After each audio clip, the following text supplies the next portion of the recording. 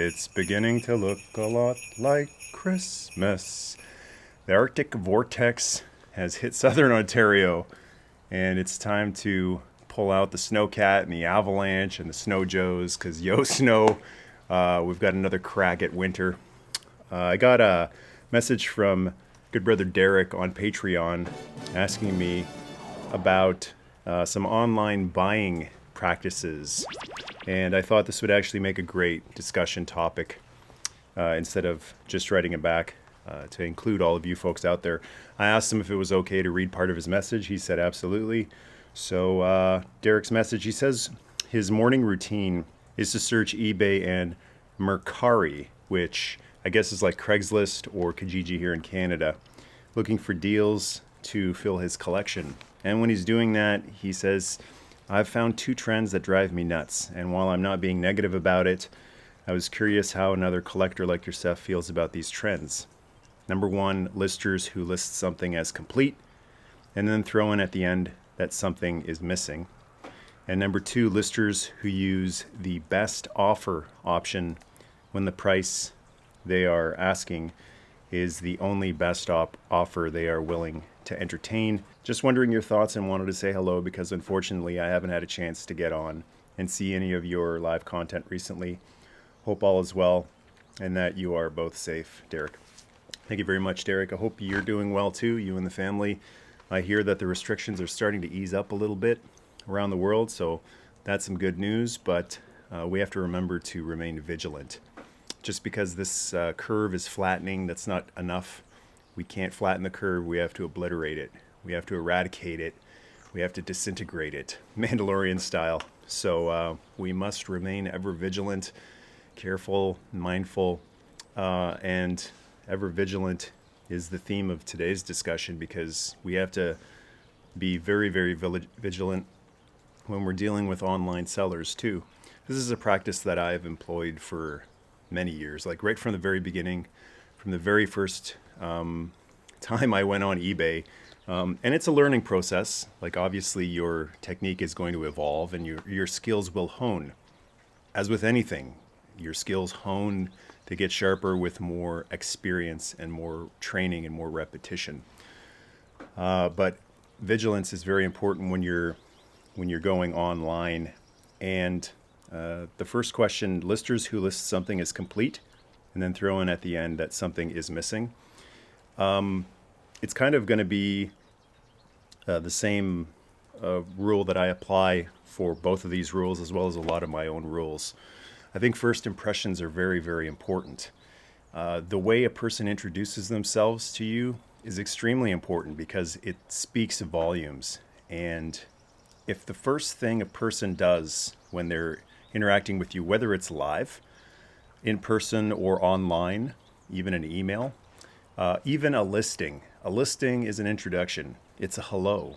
It should be a pleased to meet you. But if you see something that is listed by a seller and they say complete in the listing, and then you read a little bit further, you read a little bit deeper, and then there's a catch, and you didn't catch it until you dug deep, until you were vigilant, ever vigilant. You've been lied to. That person has lied to you in the introduction. Hello, nice to meet you. Let me con you. Let me lie to you. Now, it's a little thing. If a bipod is missing from a Dusty or a low light, that is not the same as someone trying to sell you a lemon of a car and rip you off for thousands and thousands and thousands of dollars. It's not the same thing. But still, be warned, because that's a tiny little thing that they didn't want to be 100% upfront and honest and genuine about. Whenever I have sold things in the past, this kind of ties into the second one as well, but I've always wanted to be upfront and honest. I really don't like this whole idea of listing something or asking for something, a price, and increasing the price $5 or $10, and then knowing that, well, we'll haggle it down to the price that I want it to be. I just want to be upfront and honest and say, this is what I want. If I've listed things on my local Kijiji, which is like Craigslist, and I've said, I want this much for it. I want $25 for this. And if someone says, will you take 20? Then, sometimes I would write back and say, no, I said 25 and 25 means 25. Sometimes I won't even respond because there's just no point. I mean, if you are one of these sellers who lists something for really, really fair, reasonable price, maybe even lower than you should be listing it for, and someone comes in with a low ball, even lower than your really reasonable price. Now, I'm not talking about listing the Defiant for, let's say you list a complete great condition Defiant for $600 Canadian. That's an insanely low price. And someone comes in and goes, well, you take 500 Canadian? That's disrespectful. That's not an appreciation for the already amazing value that you're offering. But it's one of those give them an inch and they'll take a mile type of people. So you got to be mindful about that. But with listers who list the complete thing, and this is really, really irritating to me, 99% complete. How is something 99% complete? If you're going for a 1985 Dusty, for example, and his bipod is missing, a lot of sellers will list that as 99% complete. That's not 99% complete. The bipod is not 1% of the entire package. Absolutely not. The bipod it's not 25%, so you shouldn't be listing it as 75% complete. But still, the bipod or these little pieces, a visor from a G.I. Joe, a gun, I've seen that on some Transformers. Let's say a Headmaster comes with his head and his two guns, and he's missing one gun, and they'll list it as 99% complete. I stay away from those people for the most part, because that's already a warning sign. That's a sign to me that this person is they're using these manipulative business practices in order to lure people in. And another thing that I've recently seen on my Kijiji is that they'll list a price. So let's say you're scrolling through the available for sale items and the price is $30. You get two pieces of information from sellers on these types of online selling things. You get a price, you get a picture. And this is another really manipulative selling practice. Price $30, picture Predaking. So that means G1 Predaking looks complete in the picture, $30. Hey, that's amazing. Click on it. You go in and there's a number of things listed. And the seller says, well, I got a bunch of things listed. Predaking is $300. The $30 that you saw, that's actually Battle Trap, right? Missing his gun or something. A little guy, for people who don't know who Battle Trap is, or a mini bot, Bumblebee or Warpath. So why would you list the price of Warpath and show the picture of Predaking? You know why? Because they're not being 100% upfront and honest and clear and genuine, because they're trying to lure you in. That's their hello. That's their introduction. Hi, nice to meet you. I conned you already. Little thing. Again, they're not trying to rip you off for a lemon of a car or sell you a house that secretly has mold in it or bad wiring or flooding. But it's still dishonest. Why would you give your money to people who practice business like that? Wouldn't you rather go with the people who are upfront and honest? They list a Predaking. There's a picture of them. There's the price. And it might even be a really reasonable price that you'll go, I'll take it. I won't even ask, will you knock the price down $5 or $10? It might be perfectly fair. So that's number one, how I feel about people who say, list things as complete or 100%, and then they mention, oh, by the way, this thing is missing. Not cool, really not cool, and I try my best not to do business with those people, because if they lied to you in their introduction, hello, what do you think is going to happen when something goes wrong? If there's a problem with the package, if it even gets shipped out, sorry, I've just been so busy messaging and messaging and messaging over and over again. Hey, buddy, sorry to bug you. I paid you. I gave you money. I'm sorry to bug you. And they come back with, oh, yeah, I'll try to get it out. Or it gets lost, or it's damaged because it was shipped in an envelope without any padding got scraped up. The envelope is all scraped up and the item is damaged, and you message him and you go, hey buddy, this wasn't packed very well. It's damaged. What do we do? What do you think is going to happen with this person who introduced themselves to you and said, hello, I'm lying to you right off the bat? They're telling you it's not as bad as it looks. It is as bad as it looks. All right. If a gun is missing from an item, if a headmaster's head is missing and they list it as almost complete, it's not almost complete, his head is missing, or whatever other example you want to use here. They're a diminisher. They say, oh, it's not a big deal. So if there is an issue with your purchase, with your item, the response might be, oh, it's not a big deal, even though it feels like a big deal to you. And you are not going to be successful in trying to convince them that it's a big deal. It's a little deal. It's not a big deal to them. And you're just going to get more and more frustrated. And I think a big part of the frustration is you kicking yourself in your own butt because you should have known better. That's certainly my personal experience. Whenever I get frustrated with those, or used to, in the early days, get frustrated with those types of people, it was kicking myself because I should have known better. The warning signs were there and I ignored them. And that's the worst type of thing to get frustrated or upset over. You should have known better. You crossed your fingers and you hoped for the best. Look, cross your fingers and hope for the best for things like the He-Man reboot and for the next Star Wars movie, for the Snake Eyes movie. Cross your fingers and hope for the best for that stuff that you're not actually investing your money into. Hope for the best for that stuff. But for your actual purchases that you're spending your hard-earned money on, don't hope for the best. Do the work. Do your vetting. Do your investigating. Do your contemplating. Think about it for a minute. Maybe even overnight. Sleep on it. And then decide, do you want to invest your money in a person who said, hi, I'm going to lie to you right off the bat? And the second part of his question was listers who list the best offer option when the price they are asking is the only best offer they are willing to entertain. That, again, the system is set up a certain way to allow for offers to be made, and you make an offer and it's declined, and you make another offer and it's declined, offer, declined. And you start to get the feeling of, I have a feeling the only offer they're going to get is the actual offer, the actual listing price that is offered. Once again, hello, nice to meet you. I'm lying to you. It's a lie.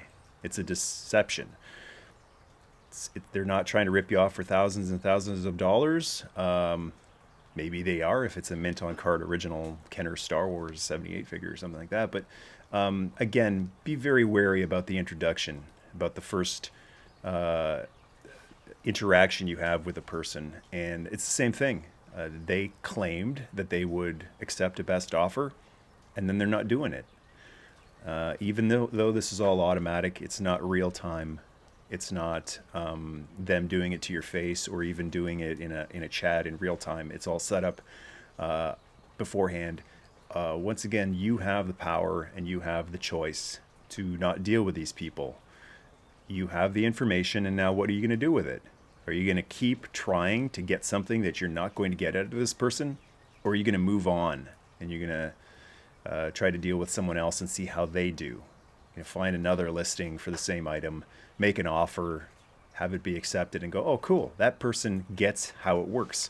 For the people who don't get how this stuff is supposed to work or try to skew it in their favor, manipulative things like listing a price for another item but showing the picture of the item that you really want, there's no difference.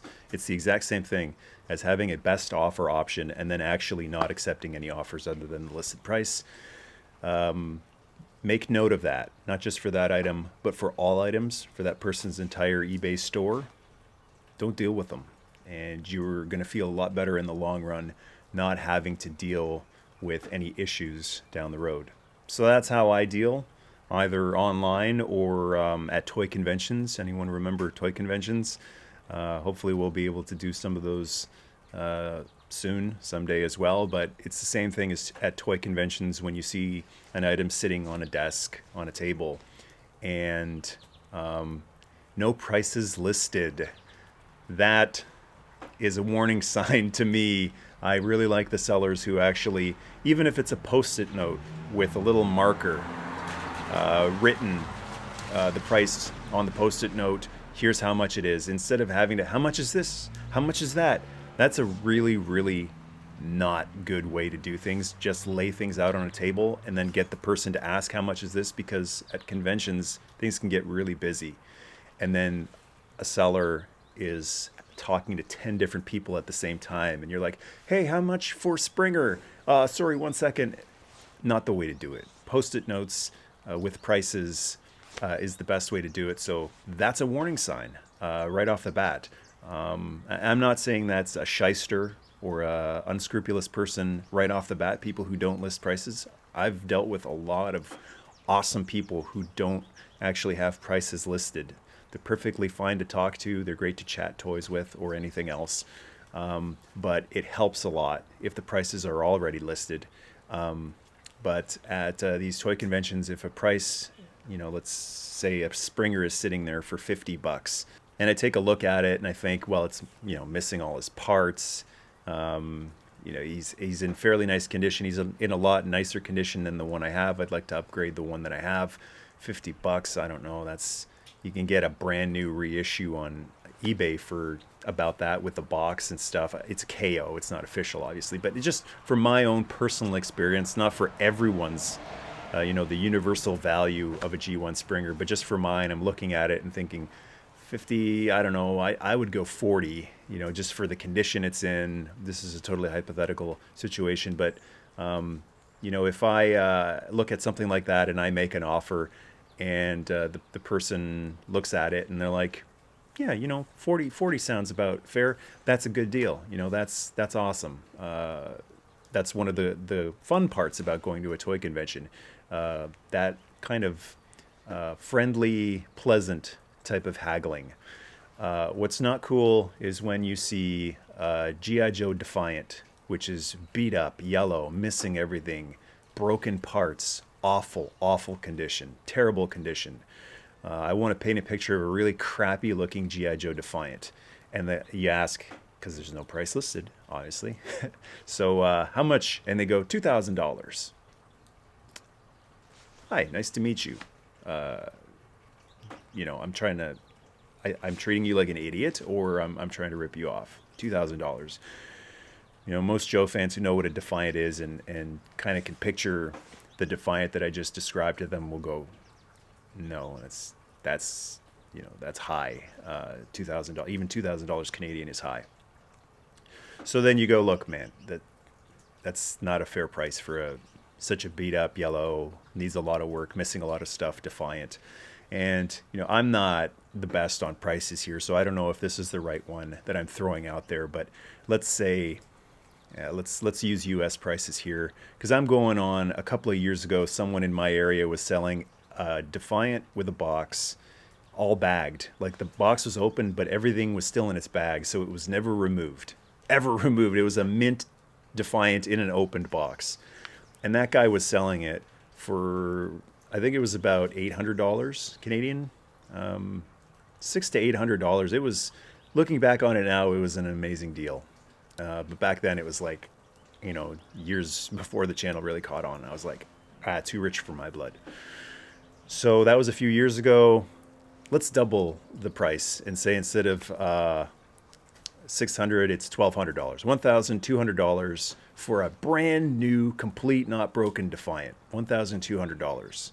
Is that fair? I don't know. People in the comments some people will probably jump in and go, no, the correct price. I don't care about the correct price. This is a hypothetical situation. But let's say a brand new one, great condition, $1,200. You're looking at this beat up, crappy one that this guy wants way more than that for. And you go, look, man, I'll give you $500 for this beat up, crappy, incomplete, broken Defiant. And he's like, okay, you've got a deal. Here's the part I really don't like. It might not be a handshake, especially anymore, but yeah, we've got a deal. That sly, shystery smile. Yeah, we've made a good deal here. That really sits not well with me when I can tell that a seller knows that they were asking way too much, they were trying to rip people off, and then they're acting like this is a good deal for me. Like, this is a great deal, man. Like, no, I know what this thing is worth, and I know when someone has that kind of sly used car salesman shystery twinkle in their eye, and it rubs me the wrong way when people use this hobby as an opportunity to do that with. That's used car salesman stuff. And I really dislike when I'm going to conventions seeing people apply that used car salesman. Anybody remember Stan from Monkey Island? Hey, everybody, Stan selling his really horrible, crappy used boats that most of them sink. I really dislike seeing that too at conventions. So that's another thing to be very vigilant about. If someone just comes off, some people don't have that radar. They just don't pick up on when they're being manipulated, when they're being lied to, when, like sales representatives at stores come in, hey, how you doing? If you need anything, just let me know. And then they turn around and then they pivot and they go, by the way, there you go. The radar just went off. Like, hey, you're not a let me know if you need anything and walk away type of sales representative. You're I really need my commission.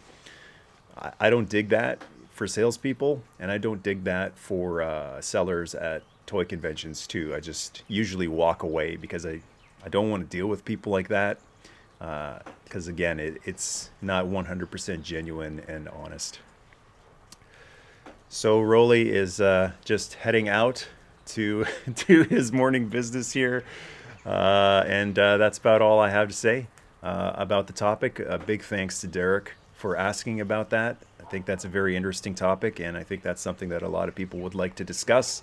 Either horror stories. that's always therapeutic and cathartic. I don't take this as being negative at all, Derek. Not at all. It's an important thing for people to be aware of, because there's a lot of people who are coming back into the hobby and they don't know. I mean, they might be coming in to it really enthusiastic with a lot of love, that childlike wonder that they had originally when they were young. And unfortunately, there are some people, I don't want to paint this out as being the majority of people who sell vintage toys are con men and shysters. That's not the case at all. There are a lot of great people out there. But there are some people who will take advantage of that newly refound passion and enthusiasm, and you need to be careful about it. You need to do the work. So just remember that your fun, your joy, your happiness takes work. It doesn't just fall out of the sky.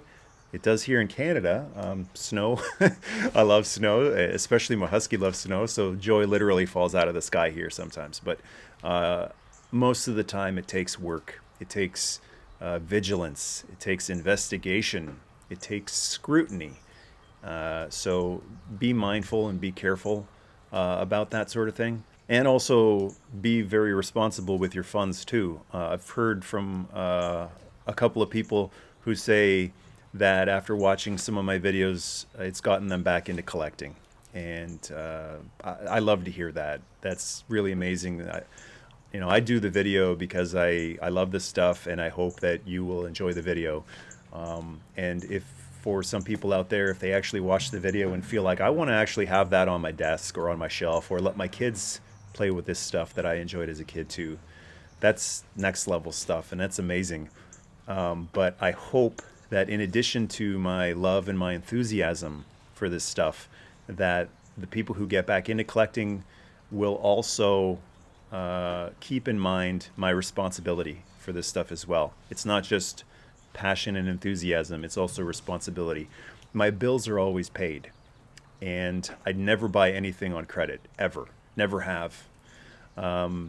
If there comes a time when bills are due, but this new whatever, masterpiece, third party, whatever, video game system, it doesn't matter what it is, collectible, comes out, bills always come first. Groceries always come first. Taking care of your family, doing your responsibilities as a father or a mother, always come first. As a husband, as a wife, no matter what your situation is, that comes first. And for the times where there's not enough for both, then I do without one of them. And the one I do without is always the collectible, the mint condition, whatever. Even if it's some mint great original thing for an amazing price, kind of like that Defiant a few years ago. You know why I passed on it? Because bills come first, priorities come first, and so that's one thing that you can look back on and not beat yourself up about. Like, if you do the right thing, doing the right thing is never the wrong thing. Doing the right thing is always the right thing. So be responsible too. Be passionate. Enjoy this stuff. Let it inspire you. Let these heroes from the past remind you of what you can be. Remember how they dealt with these situations, and then you deal with these situations accordingly. Use the power. Do not stoop. That's a big one. Thank you, Optimus Prime, wherever you are. Do not stoop. Do not lower yourself to the level of unsavory people. And just have fun with it, but also be responsible, be smart, be ever vigilant. So thanks again, Derek, for bringing that up. Feel free to leave your battle stories in the comments section below, or tips you have as well. Anything that you've picked up along the years, little warning signs, whatever you want, leave it in the comments below. And good luck. Happy hunting. Hope everyone is staying safe out there and happy. And chat with you soon. Third mistake. It's a little chilly out here, so I think I'm going to have to